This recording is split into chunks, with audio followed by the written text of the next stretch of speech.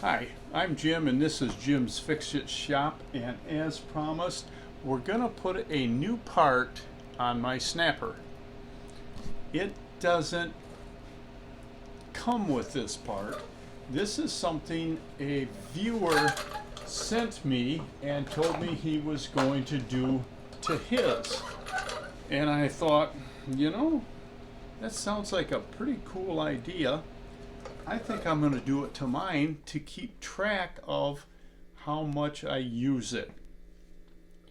Do you really need to? I don't know. It's kind of cool though. But what we're going to put on it is, can you guess? We're going to put an hour meter on the unit to keep track of how many hours it's running. And give you an idea of how often you should change your oil. But I change mine every year because when I store my machine, I drain the oil, so when I stand it up, it doesn't leak on the floor. So we're going to hook this thing up today, and we got to use a couple of parts that some of you are not going to be too familiar with. I already made up the wire. This eyelet is going to hook onto the positive lug on the solenoid. And this end is going to hook to with one of these splice joints, they call them butt splices, to the wire that's coming from the stator. Now, what is inside of this little heat shrink tubing is a diode. A diode, most of you already know this, is kind of like a check valve that goes on your pump. It will let water through in one direction, but it stops it from coming back. That's what this diode does. It's a valve for electricity, or for our tractors for 12 volts. It will allow power to go through in this direction, but not in this direction. And what the heck, let's show you. I've got a small battery here with a light bulb that will light up when I touch these two ends together. And we're gonna put the hot side on this end, and we're going to put the lug that hooks to the solenoid on this side, and the light rights. Now, if we switch these two around and hook it up backwards, nothing happens. The reason we're going to put this in here is when you start your engine, your stator starts making AC and DC.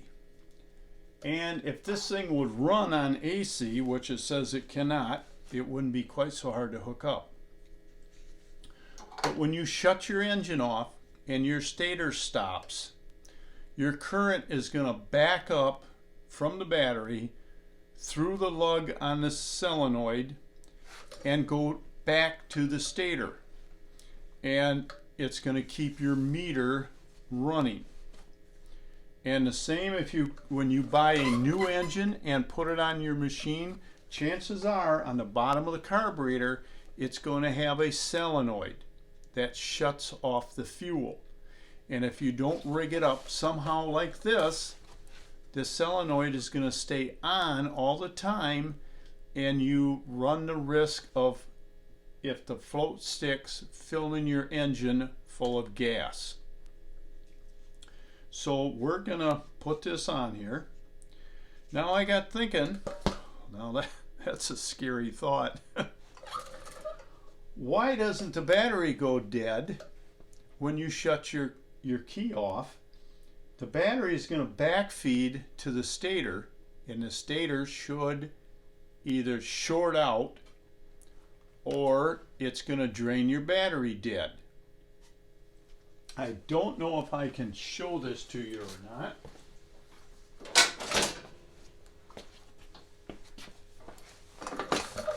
I don't know if you're going to see it. Oh, this thing is in gear.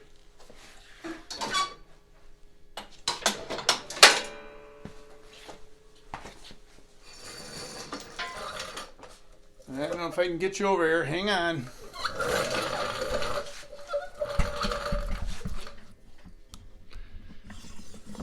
But I've noticed that somewhere they've got to have a diode on your stator. And if you look real close right here, there's a bump. That's the diode they have hooked to your stator. Without that, your battery is going to go dead. That's my squeaky chair. So I've got this laid out on my cover. I'm going to mount mine right in the cover. Now the viewer that gave me this idea, he mounted his in the metal plate that holds the throttle control. I've already got my switch in there for the headlight, so I'm going to mount it in this cover. And I've already got masking tape and lines drawn on here of where I want to cut it. So let me move you back a little. We're going to cut this out. Almost dropped my light bulb. With just a Dremel and a little cutoff wheel.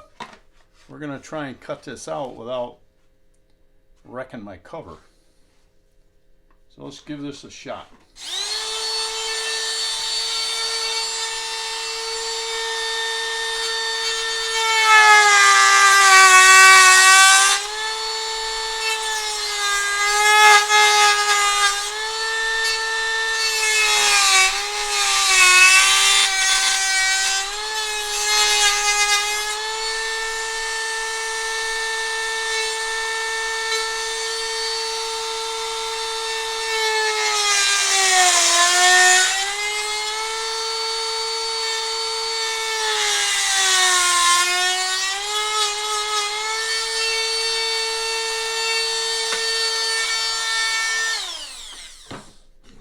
Well, that was sure noisy enough. Now I bet you guys wish I didn't have that new microphone on my tablet. We'll pull the tape off of here. Making a heck of a mess.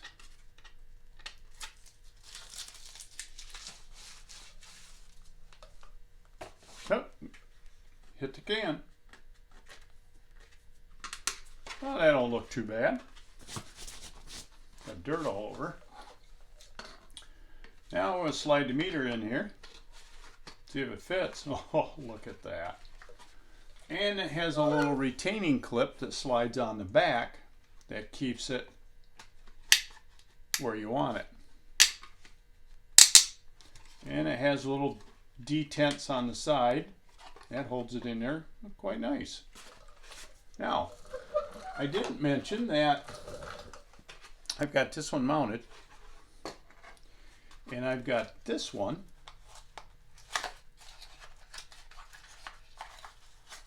got all the little connectors you need to give away. And to win this, you're just going to have to keep watching videos, because we're going to hide the drawing for that hour meter, and don't forget, we're going to hide the drawing for the tap light in the middle of one of the videos. So if you're watching it, or I guess I should say you're going to have to watch it to find out when the drawing is going to be and how to register. Now, pull this thing back here. I've got to shift it back into fifth to get that out of the way. We're going to wire this up.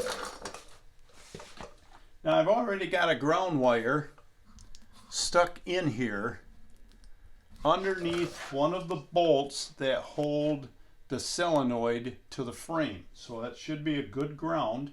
And it has a connector on it that slides on to these lugs on the back of the meter. And it does say on there, negative and positive. I guess if you hook it up wrong, is it going to run backwards? Who knows? So we'll snap the ground on there.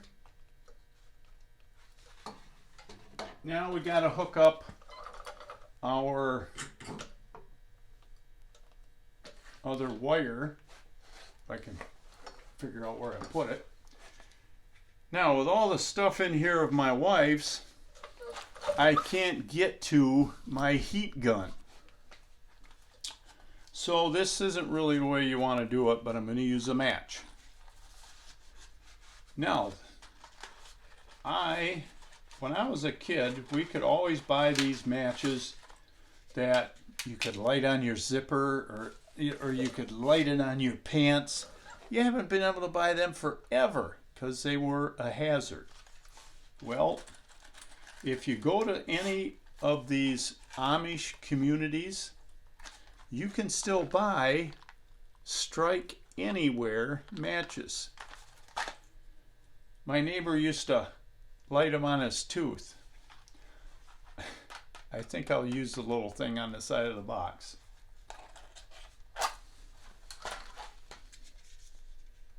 And we'll see if we can shrink this stuff. I'm not going to worry about getting it real tight, because once I get this stuff out of here of my wife's, I'll get my heat gun out and shrink this down the way I want it.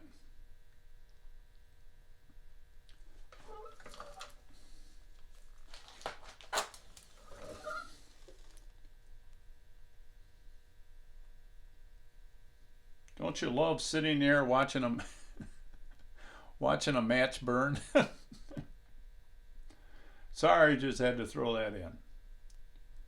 We'll shrink it down a little bit just to keep some of the moisture off it. Now, we want to put this end on it.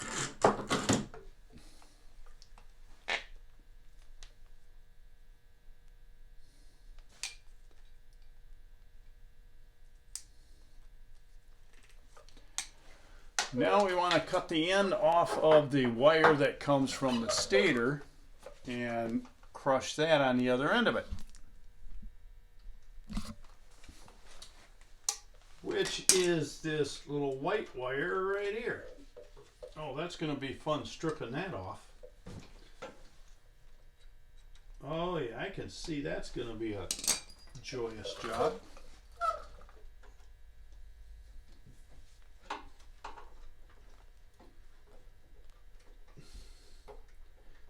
I'm sorry, there's just no way I can get you in here to see this, I don't think. Maybe I can move you over here a little bit. I'm sure you don't want to look at the back of my head. Let's see if we can get this stripped off. I don't even know if I can get it in the strippers. This could be interesting.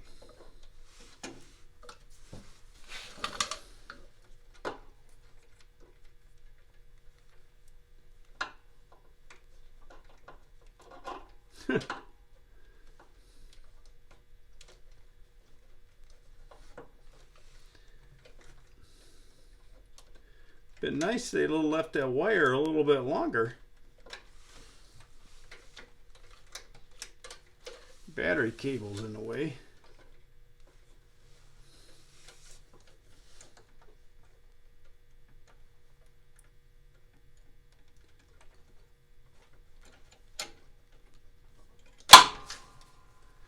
There we go.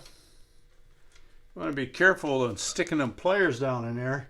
You don't touch the hot side of the solenoid or you're going to have some issues. So we want to take our wire with our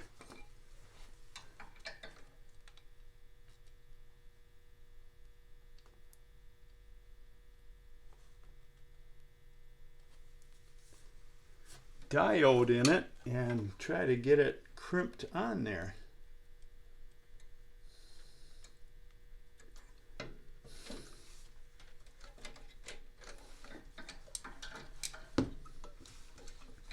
Well, there just ain't no room in here to do anything.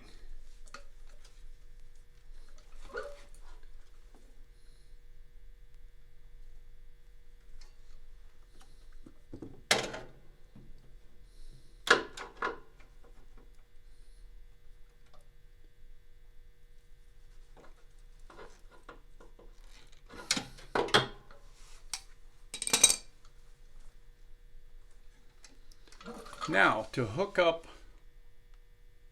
a wire for the positive side of our hour meter, we got some wire here and another connector. We'll just snip off a shorter piece, I guess. We want to be able to get the cover off if we need to, so we'll make it a little longer. Strip the end off.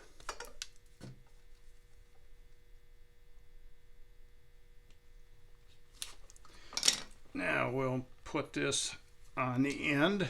This is the other spade connector that's going to hook onto the hour meter.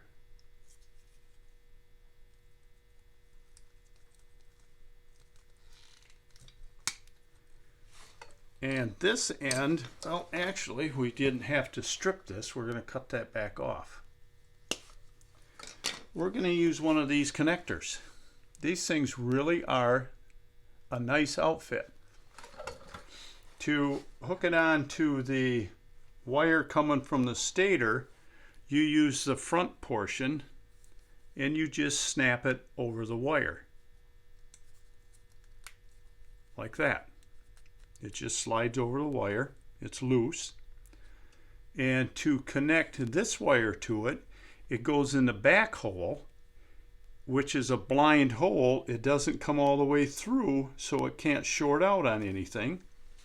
Then you take a pair of pliers and you pinch that, and this hunk of metal, it's got two slots in it, pierces through the insulation and makes contact. And you don't need to use a connector or strip anything. Then it's got this little cover you snap shut and it keeps everything covered. So we're going to snap this over the wire coming from the stator, but we're going to put it between the stator and the diode. Then we're going to slide this wire inside of that one and pinch it with a pair of pliers.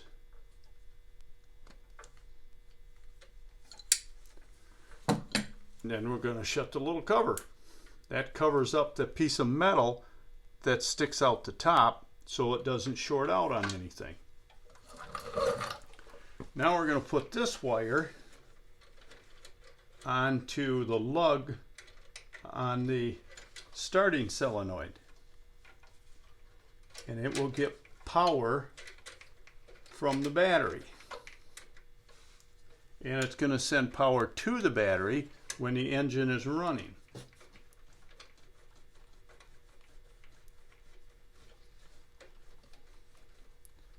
And I sure wish you could see down in here. And we're going to grab a 7/16 socket and tighten that up. Now, the battery is still connected. So when I tighten this up, I don't want to hit anything with the end of this little ratchet. So we want to be careful. I'm going to keep my finger between the ratchet handle and the side of this frame.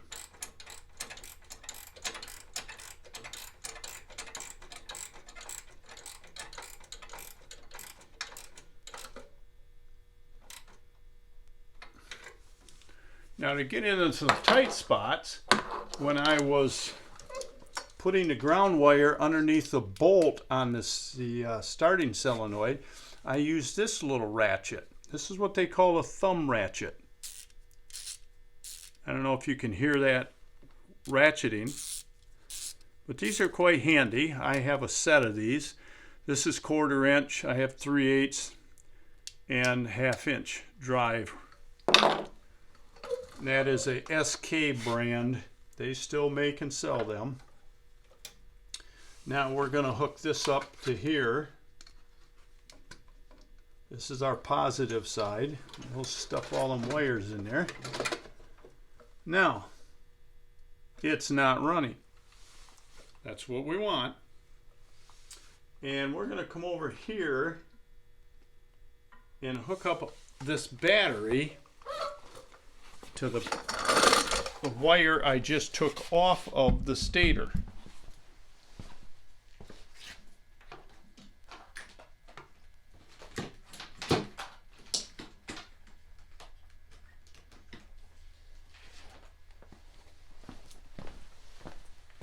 This is going to simulate the engine running.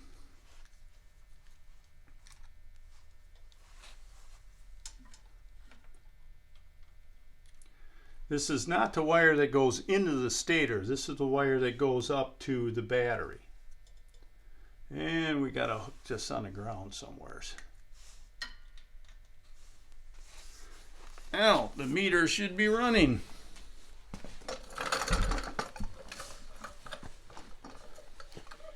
And I have to say they do run a little slow. So I don't know if we're even going to be able to see this thing turning. That's 1/10 of an hour. So I think that's like 10 minutes per number. So maybe we'll go back to that in a couple of minutes. Or I guess we could just pause this thing and come back to it and see how it's working. But now, if you don't want to do the diodes, where is my switches?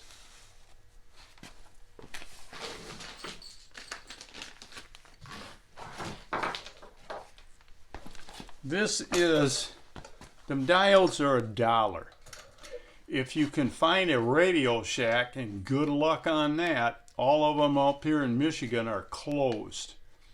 I called around and I found one that actually answered their phone. But it wasn't a Radio Shack. It was an electronic company that took over the building and bought their stock. They're in Clare, Michigan, and they have them for $1 a piece.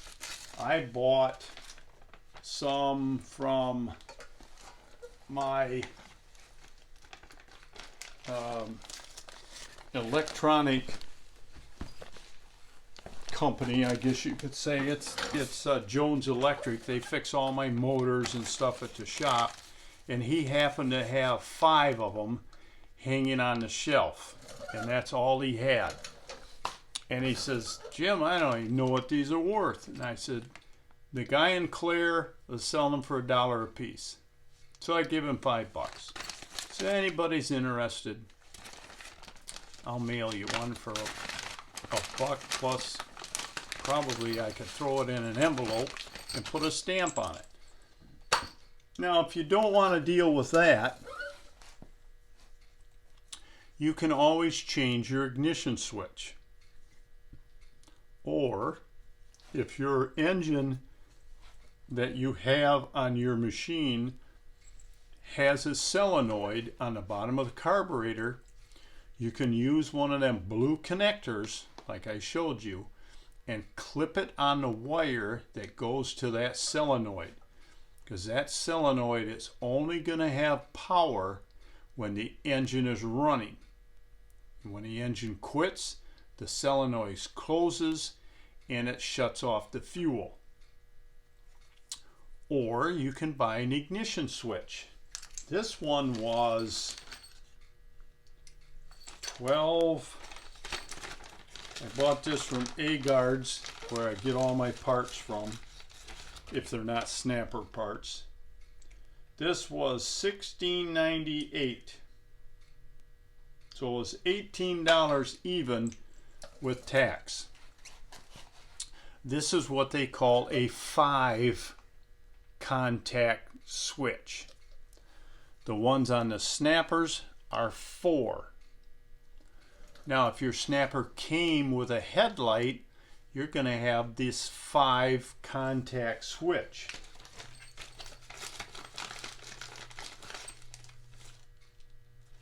Five pin, sorry. And when you look on the back of this thing, I don't know if you can read it, it's got letters on it. And one of them letters on there that this one's not going to have is going to be an L. That's light.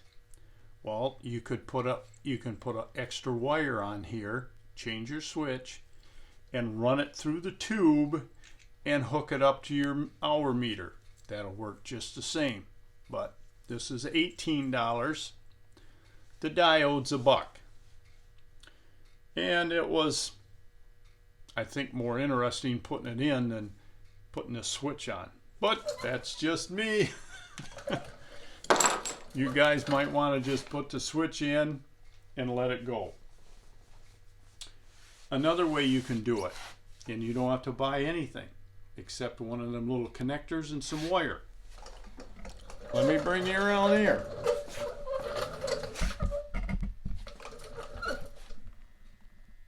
Down here on your stator, I showed you got your diode right here. That's that bump that they have heat shrink tubing on. There's a little bit of exposed wire up here, and it's red. And that's between the diode and the stator. You can take one of them blue connectors and run a wire back here and clip it between the stator and the diode, and that's all you got to do. Run the wire up to your hour meter and it should work.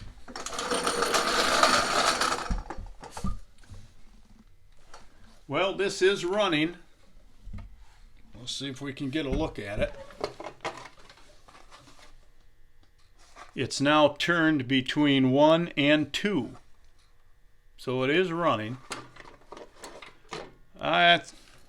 It is definitely something you do not need. It's just kind of interesting to be able to keep track of how many hours your machine has ran, how many hours you were out sucking leaves. And it'd be nice to keep track for oil changes and routine maintenance, but it's certainly nothing you have to have on your machine. But like I said, we're going to give one away.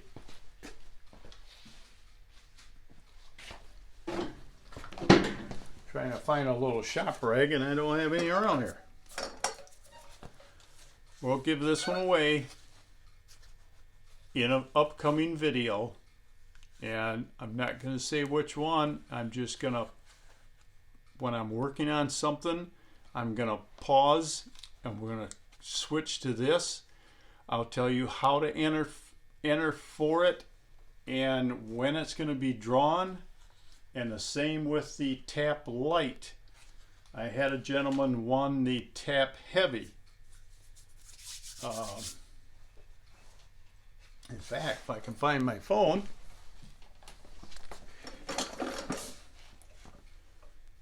try to find it when you want it, huh?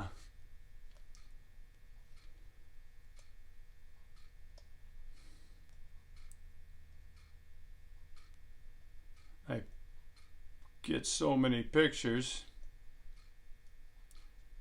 I asked him if I could use his picture, and he said, yeah, as long as you don't mind losing viewers.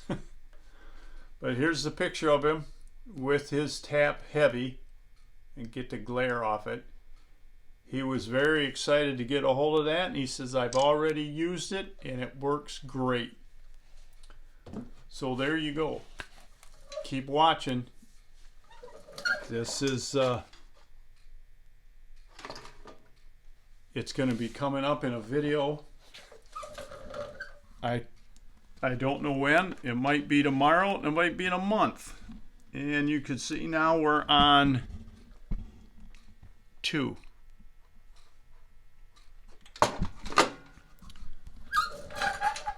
So that's it for tonight. I hope you enjoyed it. Don't forget to subscribe. I really need subscribers. Google has changed the criteria for putting commercials on our videos. I mean, I Googled and asked how much money did Google make last year? And it is mind-boggling. It was around 70, 80 million? No, 70 or 80 billion dollars. And most of that was made by advertisements. A lot of it is advertisements on our YouTube channels. And I got to a point where I was making about $250 a month, which isn't much for all you go through to make these videos. Now it's dwindled down to about $100 a month. I read an article online. Google is thinking about changing the criteria from 1,000 subscribers. I've got about 7,200 and something. 7,260. They want to change it from 1,000 subscribers to 30,000 subscribers before they're going to pay you any money. I guess that's that old saying, the rich get richer. So subscribe. I could really use your help. And until next time, work safe, have fun, and keep on snapping. We'll talk to you soon. So long.